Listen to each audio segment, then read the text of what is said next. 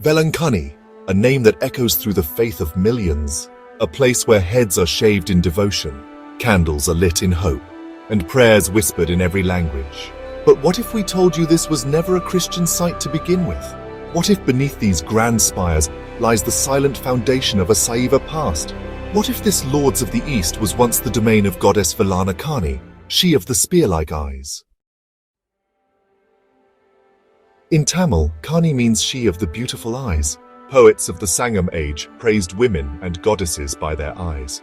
Vēlana-kaṇṇi, a name found in the hymns of Saint Janana Sambandha, was one such form of Ambikā, mother goddess of Shaivism. Vēlana-kaṇṇi odum virum pomidam, he sang, describing a divine presence whose gaze radiated compassion and power.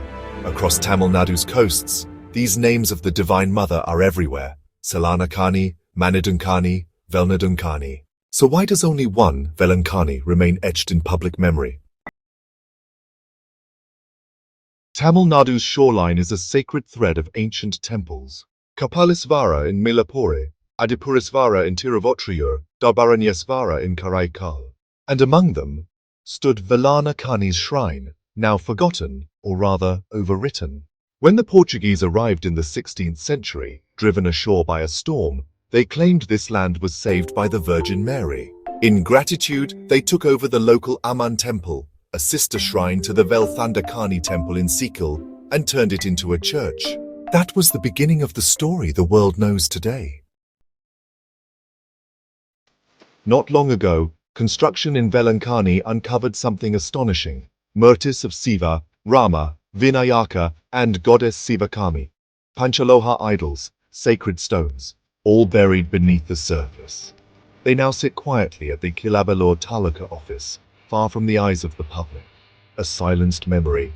Over time, the missionaries made changes, not just to names but to practices. Saffron robes, flag hoisting, processions, even placing Mary in Tamil saris and calling her Periyanayaki, a name long reserved for goddess Uma. The devotion remained, but the story, it had been altered.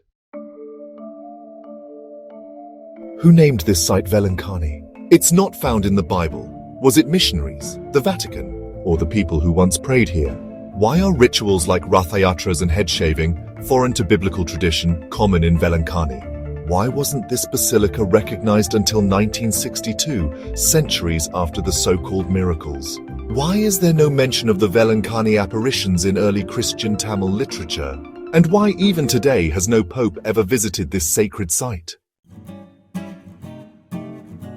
Vēළāṅkaṇņi is not the only story. In Pondicherry, the ancient Vedapurisvara temple was razed to build a church. In Chennai, the Kapalisvara temple was demolished, its deity displaced. In Goa, over 350 temples were destroyed in 1567. Tulasi plants were banned.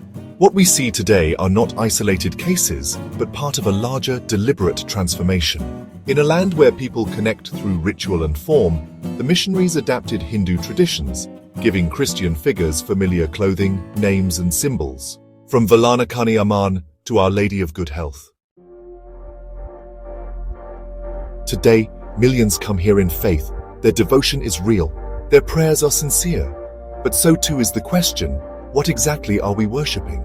And why was the original goddess removed from public sight? Vēළāṅkaṇṇi's history is not about division. It's about remembering what came before. It's about honoring the roots, the names, the stories that built this land long before any sailor ever set foot here. The true Vēළāṅkaṇṇi still whispers through the wind, through the soil, through the names of poets, saints and stones. All we need to do is listen.